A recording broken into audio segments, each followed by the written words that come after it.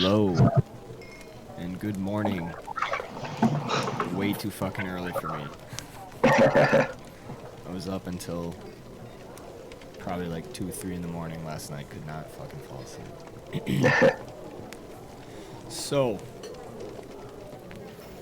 here we are. Hello, and welcome to my second installment in the Fireside Chats.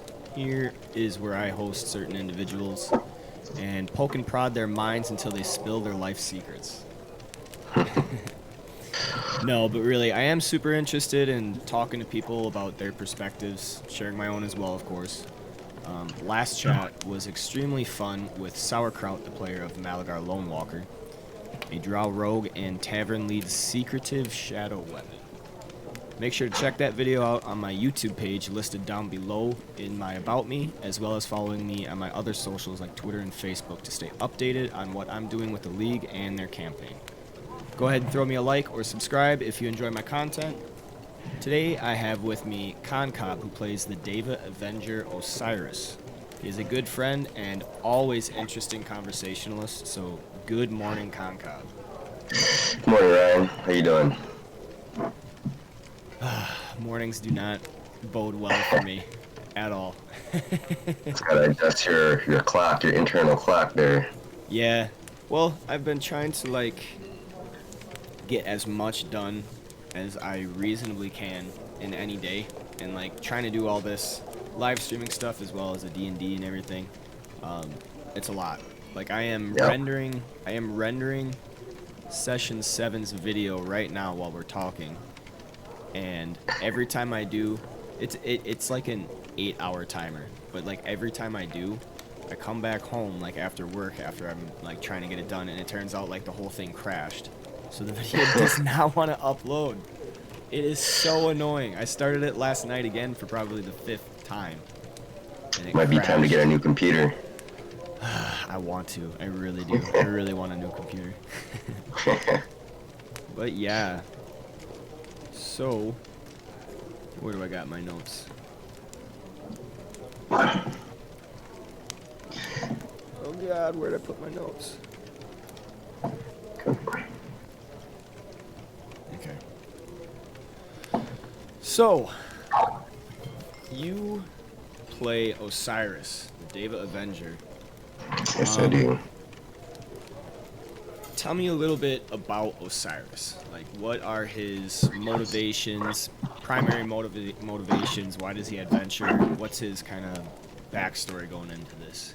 Alright, so he's 875 years old in his current form. So he's obviously hundreds of thousands, if not whatever. He's been around since the beginning of time, right? Okay. But in his current form, he's been around for 875 years. And he started out when you could remember, an adolescent, I guess, from his first 100-some years. He was mostly alone because he was not like other beings, obviously, except for other devas, which he has never came across. He was just found in a monastery, and he was just raised by humans, and he would go about just learning about what it is to live life as a mortal, kind of a mortal, he knows that he's immortal, but he also knows that his perspective and his personality, I guess, would be dictated by the events that went on. You know what I mean? Like you are who you are because of what happened to you, the things that happened to you. So he's going about his life, and I think probably about when he was 200 years old, he got cornered and by a group of goblins, and they spooked his horse. Normally he could take, just ride away from the goblins or, kill a couple of them, but they planted a trap for him. And they captured him, and for about 10 years they tortured him. They ripped off his wings. He used to have wings, in the picture. Yeah, they tortured him, and it's he wanted to die because he knows that, you know, hey, I'll just come back. But they knew that not to let him die because they know he's a deva. Okay. And these guys were sadistic group of goblins. I mean, they're mostly all of them are usually pretty sadistic, but this is, you know, like extreme cruelty. So he was basically their prisoner and just like their plaything for years until a group of adventurers came and, you know, slaughtered the whole group and freed him. And he decided, you know, well, I'll come hang out with you guys for a little bit. And and that's how he learned the value of friendship. You know, being alone has its merits, but you can only do so much alone. And he realizes life is not only more fun. They showed him like things like companionship, camaraderie, you know, like enjoying life as is, you know, having a couple brews, you know, telling a couple stories, like the little things that you can't do by yourself. You know, he learned how to do that through basically because he was captured. You know, he would never have wanted to be in a group because he never knew that aspect before, but it was basically forced upon him. So that's how he started into the adventuring aspect of life. So fast forward now, he came to Brindle in search of one of his friends, DB Cooper, who went missing, the Dragonborn. I love that guy. He was great. Yeah, that guy was a good guy. I was so sad when he died. I was pretty sad too. But he was a good friend of Osiris, and Osiris is over there investigating his disappearance, and that's where he came across Adoku, you know, who was a part of his party. So Osiris has alternative motives. Yeah, ulterior motives. Yeah, definitely. Yeah. He's got his ulterior motives. Okay. So he's not there for like loot and stuff. You know, DB Cooper was there for the loot, but Osiris is there for other reasons. You know, he doesn't like to share stuff with people. He can get overly emotional and usually and that's what he considers his weakness, is his emotions that would make him do irrational things, you know, like how most people. But he tries to keep his emotions in check. He's very deliberate about his actions. He has high intelligence and wisdom, not just like stat-wise, but you know, his long life. The reason why he can move fast isn't because he's faster than people. It's because he can observe things. Think of him as like Sherlock Holmes, like the Robert Downey Jr. Sherlock Holmes. Okay, so he makes fast decisions. Yeah, you can make quick decisions because, like, if you can see things and you piece things together, then you would know, you know, like, okay, this guy is probably gonna do this. Like, okay, I hit Malagar in the back with a bolt on accident. He's probably gonna come and swing at me. You know what I mean? Like, I'm gonna prepare several steps in advance. Like, yeah. So I see a lot of things that go on, but I don't necessarily speak it, and I don't share them with the group for a reason. Like, I see Malagar stealing the gem, right?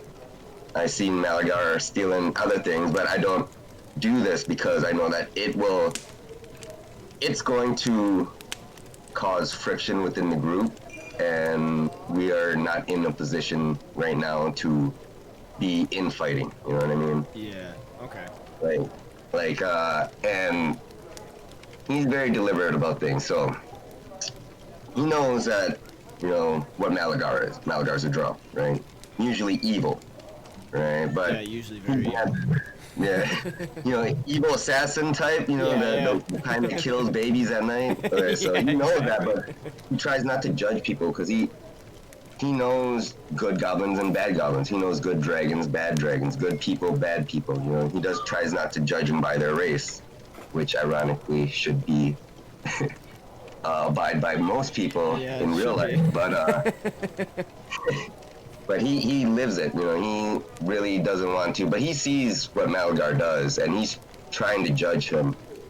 I mean, he pieces things together. Like every dwarf that you meet is like, yo, kill this drone right now. And like, and so he knows that if a Doku would really play his character, it would be really at odds with this. You know what I mean? Like if he was like a true, like a rightful paladin, he'd be like, no, we need to kill this guy right now. Like if we were like super fucking fanboy into this shit, and we were like, I'm a paladin, I have to play it this way. Like, I have to kill this dude. But I like our group. I really like our group. Right. So now, when the last encounter where, you know, I threw an errant bolt and hit him in the back, yeah, you know, he has a right to be mad, but I knew that this would be coming, so that's why I released the knowledge that he was a drow, because now he has to show people, what are you going to do? If you strike me, that proves that you're evil, and then we're going to all wipe you out, especially the dwarf, you know what I mean?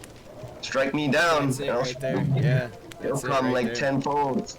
That is a very good point, and I could talk for fucking hours about that. You know what I mean? That point where like, okay, so I get that my perception, the perception of me is bad, but is that really true or not? You have that perception, so you are making your choices based on that perception. If you are going to choose to hurt me because of that, that says more about you than it does anything about me, you know? And that would just reaffirm, you know, because I am, you know, on the side of good, and that would make it easier for me to strike you down, you know what I mean? Yeah. Like, when I rolled that perception check and it said, you know, you don't intend, you know what I mean, like, you don't feel a murderous intent. Yeah. So I was able to talk things through, but if I felt a murderous intent, obviously, you know what I mean, like, I would strike him down. And then I would be like, yo, this guy's a drone, and the dwarf would be like, oh yeah, you did the right thing, good job. He's a drow, he's not one of us. Fucking drone. Yeah, see, it diffused the situation real quick, because he's like, oh shit, now the cat's out of the bag. It's like, yeah.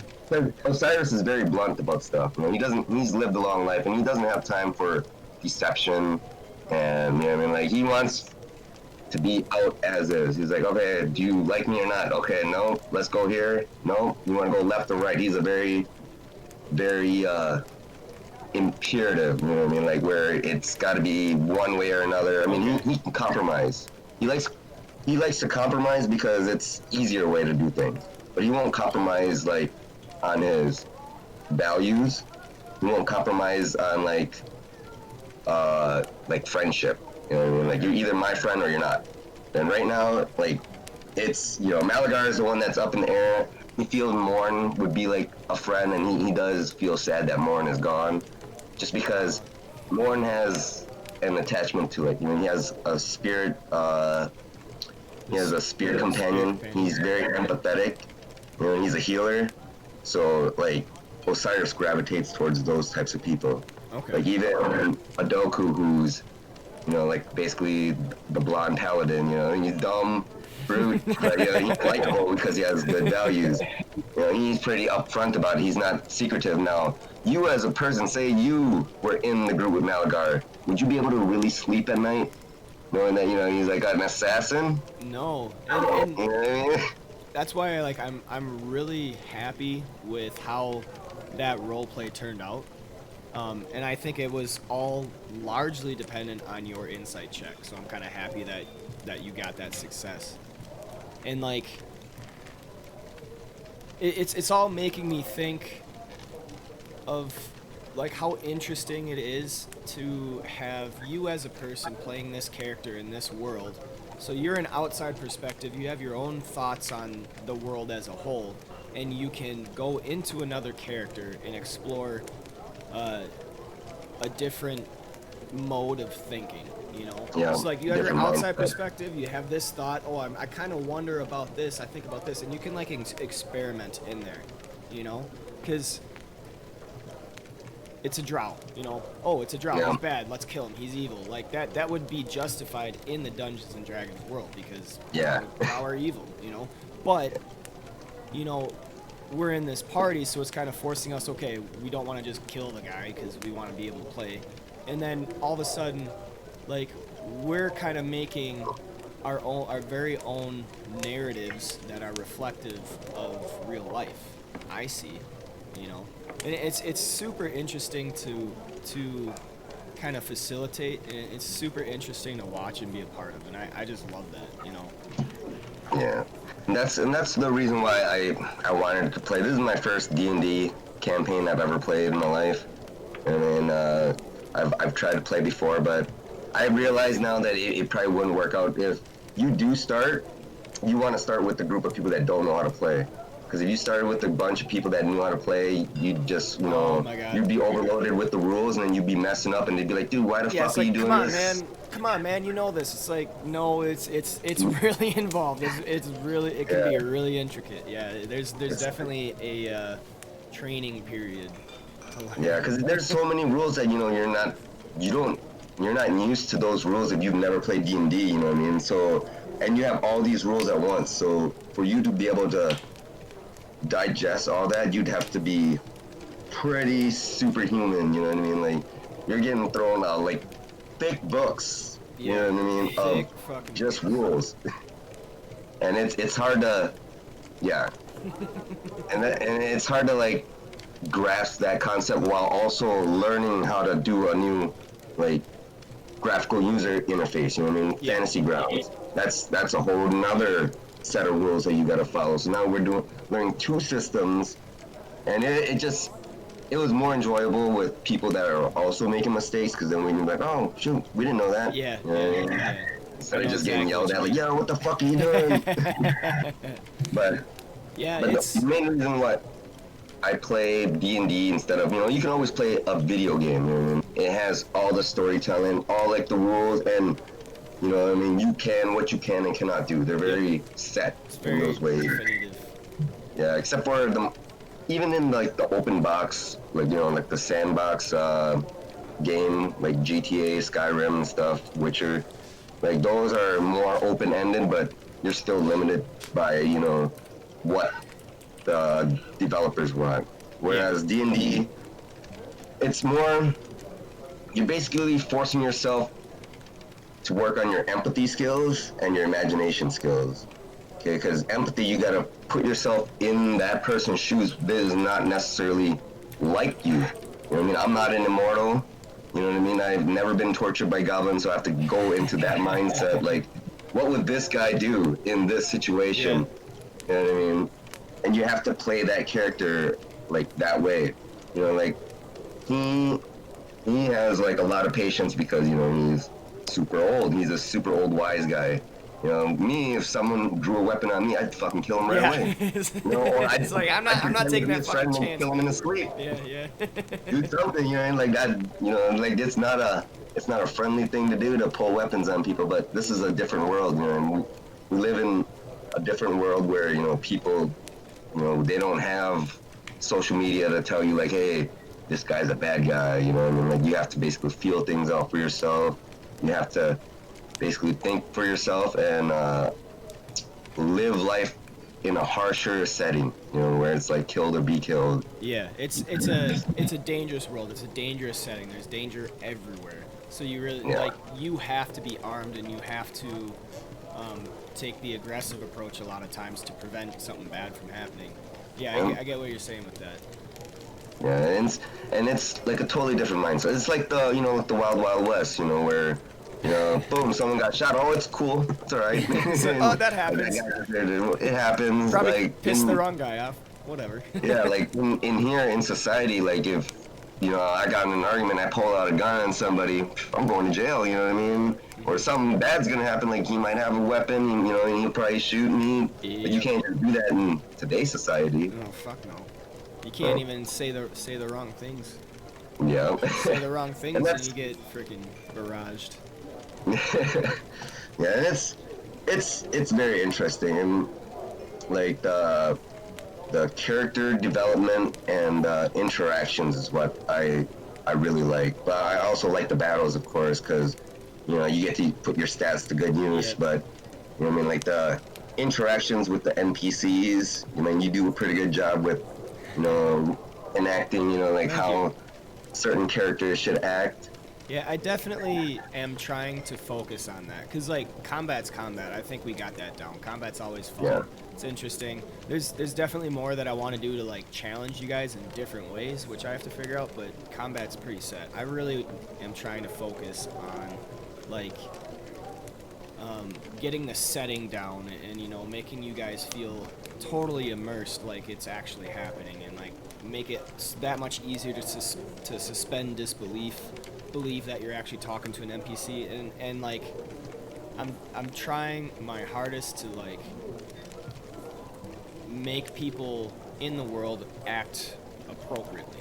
You know, I hate that like fantasy trope, like, oh, elves are this and la la la la la and ta la la, they sing songs and everything. It's like, okay, if you're an elf, you might be more inclined to act such and such way because of your culture and your society that you live in, but on a very specific scale, interacting with the party, if a person says this, what is it reasonable to assume how they would react? You know, I try to do that as realistically as possible, so that you guys get a realistic like social interaction. Like I don't want it to be just bullshit where, you know, nothing you say matters. Like you can say whatever you want to an NPC. Like I want there to be like real implications to the actions, and you know, it's hard to do all that and keep track of everything and do the voices. I like that. I like that you catch that. Like when you know, I mean, like I'll say something to Malagar, and then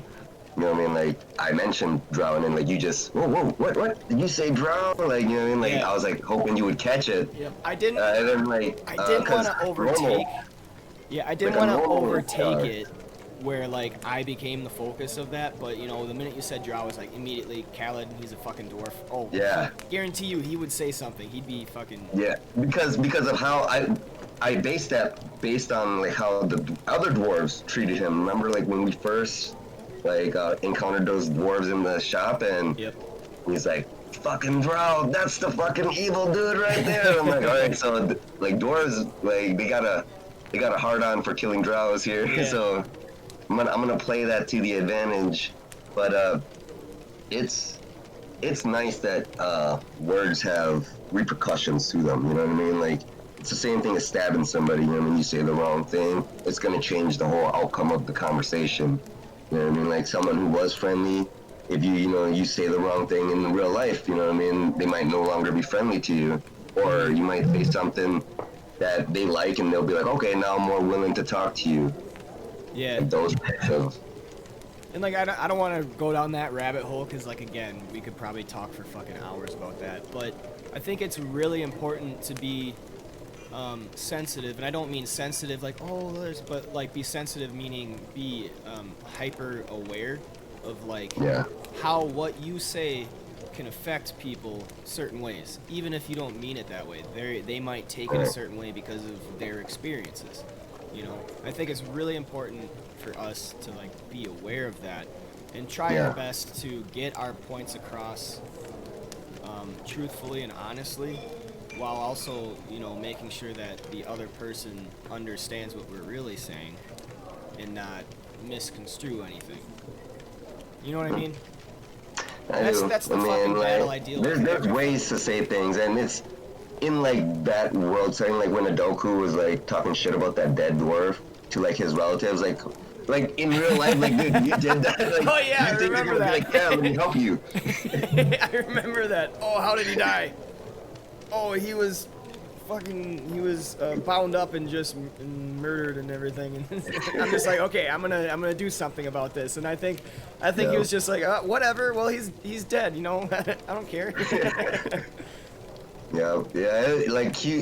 Like he said it like in a way like to make him dishonored. You know, like this guy he didn't have a weapon. He died like a wuss. Yeah. Just chained up, and it's like, dude, if you said that about someone who's like, you know, just found out their relative died, they're not gonna take that too well. So that was pretty interesting turn. And the way I was thinking about it as the dwarf wasn't that necessarily they were mad at Adoku, because like he can't control what happened. It was more just the fact that they're mad that their cousin died in such a way, and you know, there's nothing they can do about it. So it's like immediately like, oh, he was shamed and honored. You know what?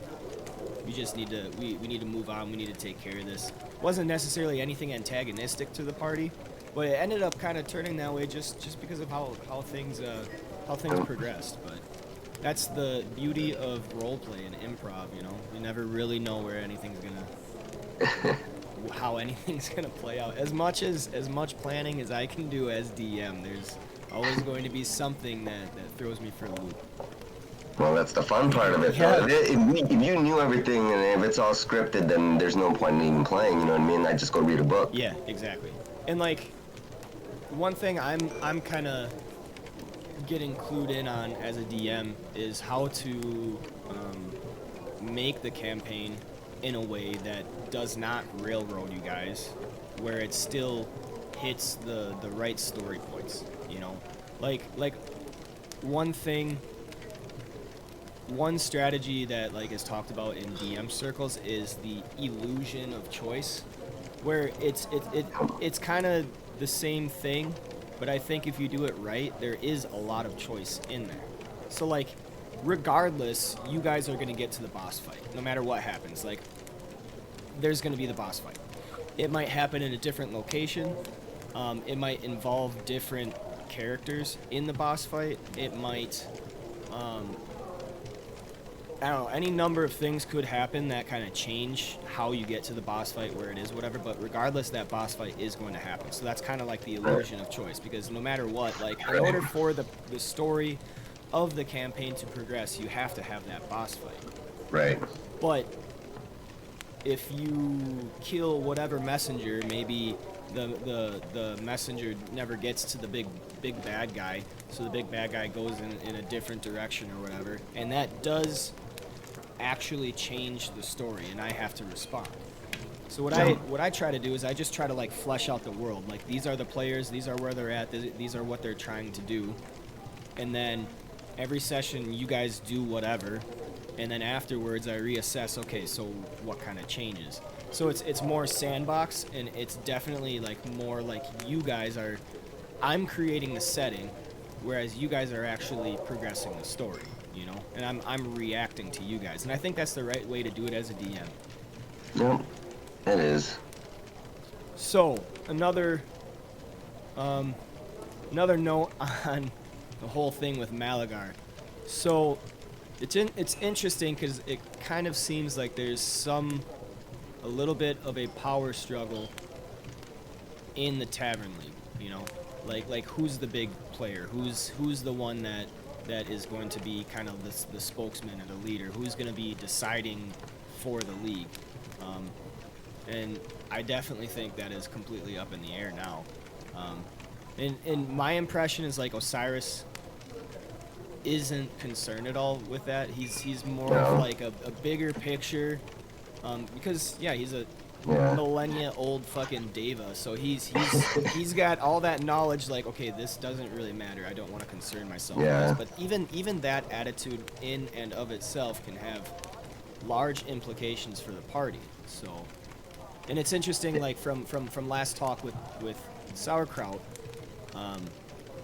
like Malagar's thinking, he is being thrown for an absolute loop, because I don't know if you know anything about the Drow society, but it's matriarchal and it's evil. So like the women are in charge, and you know, men are basically slaves, and everything is cutthroat. Nobody does anything for any reason other than they get something better in the end. So to Malagar, if you do anything at all, you have some outside motive, some secret thing that you're trying to do. So Malagar's kind of being thrown for a loop, because you guys are just doing stuff because you believe it's the right thing to do, not because there's something that you're getting out of it. And so he's really battling that within himself, but at the same time he still has his he's still heavily influenced by his culture, so he's kind of having this power struggle, because at this point in time he's struggling within himself. You know what I mean? Yeah, I see that. I mean, like, when we first met him, like, I think he freed a slave or something, which is, you know, very undrow-like. He shows like there is some goodness in him, like some redeeming qualities. You know what I mean? Like you said. All right. So just because you're part of this race, you are more prone to do these things, but everybody is still an individual. You know what I mean? Like there's like just like in humans, you know, there's like gothic people, there's nerdy people, there's jock people. You know, like they're all individuals. You know, and even those people that fall in that class of humans, you know, they are themselves individual. Like you might have, you know, an anime goth, you know, and you might have, you know, a nerdy jock, Yeah. or you know, there's so many individual aspects that you really can't just be like, okay, we got to kill all drows because they're all evil. But you know, from what I'm hearing from the dwarves, that is what they all really want to do is you know, kill all the drows. Yeah. Because you know, from my gathering is that the only times they see drow is when they're getting killed by a drow, you know, or their family members getting killed by a drow. So I understand that aspect, but I also understand like Malagar's aspect because I should know about his people and his culture, right? Yeah, like being a deva, yeah. like yeah, the deva. He should know like, okay, this is how his people are like. So seeing a deva, you know, free a slave is probably like, whoa, like doesn't happen, you know. This interests me. Let me see where this leads. Yeah, and I think there's definitely a lot of like real life connotations to that whole idea, which again, like it's super interesting because like I wanted to play D&D. Like I just wanted to fucking play D&D with my friends, you know.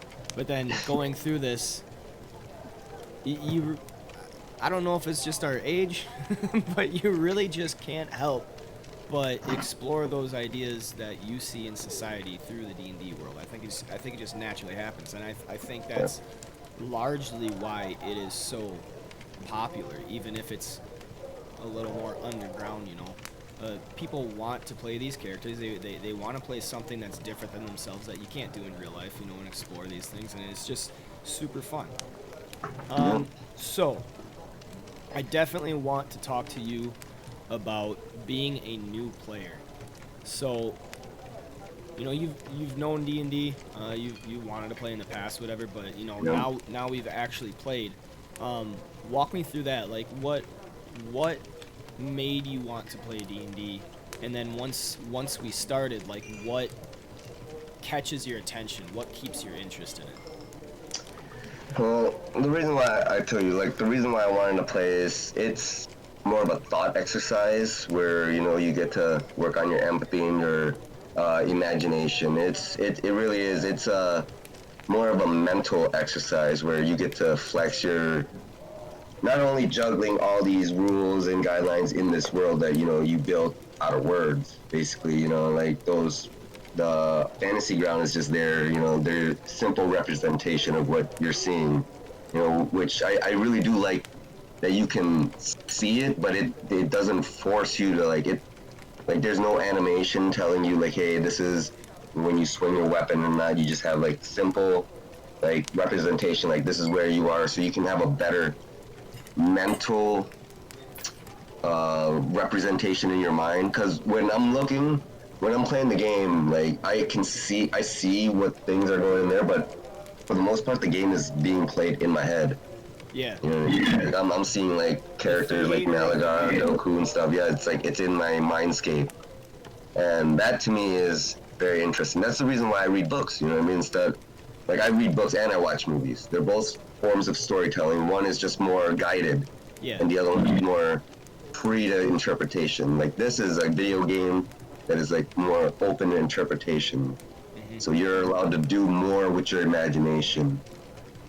Yeah, and that's really fun to do. That's why I love DM, because I can explore all these ideas and like I want to write books, but at the same time, like, damn, that's a lot of fucking writing. It's a lot of work. And organization and everything. And I think I can basically do the same thing just through DMing. Like, I love stories. I love seeing story arcs, character progression, everything like that. It's just super interesting because, you know, you explore that from the outside, seeing it happen, and then, you know, you can kind of apply whatever to your own life and what you see in your own life. And I think it helps in your relationships and your interpersonal relationships.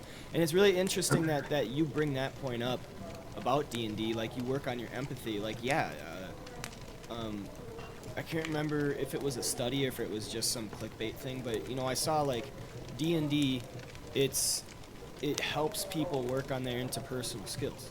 It helps people be better leaders. It helps people be better group members, better team members, because, you know, you get to explore all these things behind a shield, behind a, you know, I can't think of the word, but behind something. So you can do all these things. It's not personal, so you can, like, work on these skills Right. in real life, but it doesn't feel like real life. But yeah, like, so you can become better at your job by playing D&D, because when you're playing D&D, the whole thing is working in a group for a specific narrative. Yeah. You know. Yeah, because in most work settings, you're going to be working with other people from different races with different backgrounds, you know, and just like in D&D, you know what I mean? Like, we have a party full of different races, different background, you know, things that, you know what I mean? Like, I was not raised as a drow, so I cannot, you know what I mean? I cannot act as a drow, well, you know, in this world, you know, I'm a deva, and I am not a human, so I cannot, you know, really represent the human emotions and, you know, like the drow emotions. Like, they're all separate, and, like, but the thing is, like, him as a deva, he understands that aspect, you know what I mean? Because he's been around so long. That's why, like, it might seem like a power struggle, but it's not, because of his view. You know, he views things, his time frame is way bigger than, like, a human. A human has, you know, in D&D, I don't know, maybe like 60 years, 70 years, I don't know how, like, the life expectancy of a human is, but their time frame and their scope of life is a lot shorter, so things are more, like, immediate, you know what I mean? Like, they need to happen. They're more emotional because, you know, time is limited. Like, hey man, I'm gonna die eventually, so I can't fucking, you know, just explore every aspect of life, which is a blessing and a curse, you know what I mean? You kind of don't have to think big picture all the time. You can focus on you, and you can focus on the little things in life. Whereas Osiris is more about, like, big picture, like, oh, okay, I'm doing these things because of this, and he takes a step back, as, you know, like, he can look at it from a bigger scope. And like, it's like, he doesn't have an ego to where, like, oh, I'm here to prove this to you, because he's proven things to countless people. You know, he's proven himself in battle, in person, like, you know, like, he has multiple friends, which is, you know, kind of uncommon. But he likes people, even though he lost faith in them for a while after, you know, getting tortured and mutilated. You know, in all life forms, he was alone for so long. But then, you know, just like how he lost interest in, like, all life, he was renewed by the sheer act of kindness that the partygoers showed him. Now, if he was found by a different sadistic, you know, like, slave trader type group, you know, he might have a whole different outlook on life that, you know, that he wouldn't have today. Very interesting stuff. Bring up a lot of very good points. So I just want to end with, so with you being a new player, are there any thoughts, advice, critique that you think would be helpful to note for other players looking to play D&D? Yeah, like, don't be too attached to your character when you first play. They're probably gonna die. like, it broke my heart when he first died. I'm like, fuck, man, I don't even know if I want to play. Like, if you can get past that part where you're just like, but it's a good thing to be attached to your character, but just don't be too attached, because it is, you're like, oh man, I can't believe I died, you know. It's like, and it's not like a video game where you're like, oh, let me continue. It's like, no, you die. It's like death. You know what I mean? That's the one thing that you gotta get, especially if you come from, like, the video game world first, where you're like, oh man, I can make a mistake, and then I can either go back to a save point, or he'll revive after I die. Like, it's not that. That's, so my second character, Osiris, I'm a lot more careful with my choices, but I don't want that to be, like, debilitating for, like, new user. You don't want to be, like, when we first started back up, you know what I mean, with our second character, we were almost overly cautious in doing things because the trauma of losing our character, you know, was just like, oh shit, well, I'm like I got a ranged ability just so that way, you know, I can be like, oh, let me stay far away for a little bit until you know, until you get more comfortable and like less afraid of dying. But I think that has opened up the avenue for you to make some really cool strategic choices in battle too. Because I think that ranged ability is like perfect for an opener because it's ranged, so you can put yourself in a position that allows the front to move up, and you can kind of see where all the monsters go, and then you're able to pick one guy out. You get your temporary hit points, and then you can go in and just fucking isolate him and just like keep attacking until he's fucking murdered. You know, I think that works extremely well for your character. And that's how I designed him. He has a lot of backup options, so he does like range, you know, and get the temporary hit points, and to close in. So if they want to stay range, you know, he has an option of hitting them range, but he wants to get in close so he can do the double hit. And then if, you know, he decides to get swarmed, he has options to get out. He has like dailies, and he can conceal himself and gain temporary hit points, and he has ways to get out of tricky situations because, you know, he's like in his story, you know, he's been surrounded, so he doesn't want to, you know, he knows that's the way that he got captured. So in most fights, he'll try to isolate and, you know what I mean, try to take him out as quickly as possible or range them. And in the moment, you know, that they surround him, he has close AoE attacks to discourage that. But even when it does happen, he can make them pay for it and then, you know, kill at least one and then remove himself from combat while his other allies, which is also the advantage of having allies. Because if he was just there by himself, you know what I mean, it'd be easier to surround. Yeah. So you got to work as a team, and, you know, that's what I think makes Osiris different, in that he's so confident that it's borderline arrogant, right? but he doesn't shove it in your face where he's like, yo, I'm way better than you. He just shows you. And that's why he's very confident in his abilities, but he realizes that, you know what I mean, like, he would be in a more difficult situation without his allies. Yeah. And I'm still waiting for the fight that you really shine with your character abilities. I think it's going to take a special niche kind of encounter for that to really showcase, but I'm excited for that because I see the implications. I'm like, okay, so he can literally just run in and get surrounded by people, and the more he's surrounded, the more he just fucking murders the guy. Yeah, and he then deals he more can damage. Just get out. It's almost like you're a juggernaut, you know? Yeah, it's good in that he can absorb a lot of damage in, like, from smaller creatures, you know what I mean? But like the burst damage is what like really messes him up, because the more damage he takes, well, the more people hitting him, it gives him like +3 damage to the guy that he's focusing on. Yeah. So if he's fighting a boss and, you know what I mean, like a bunch of minions surround him, like 6 minions, and they all attack him, that's, you know, +18 damage just per swing. Yeah. And like, we also built that special feat for you, or yeah, it was a feat where any enemy that is not your oath target, if they make an attack against you, they have a -3 damage. So I think that definitely helps it too, and I really like how that plays out because it definitely plays into the strategic build of Osiris, which is to get in, focus one target, don't give a fuck about what anyone else is doing, and just kill him, you know? Alright, so I think we can end... Uh-oh, I think I lost him. Oh. You there? No. Alright. No. Yeah, I can. What happened there? I have no idea. I think maybe it just dropped real quick.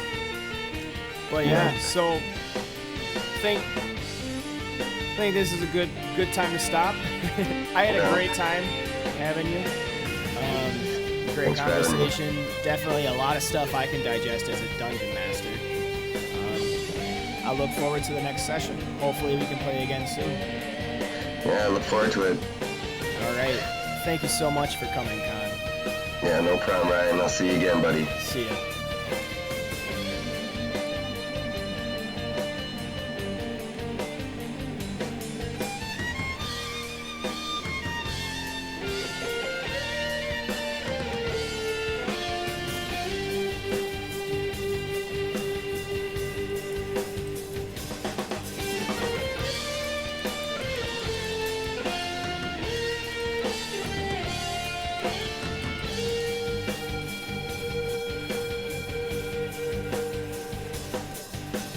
Please don't forget to follow me on my socials, to keep updated, to keep watching for all of these Tavern League events and Fireside chats. Follow me on YouTube, Twitter, and Facebook to stay up to date with what we are doing next. Until next time, thank you so much for tuning in.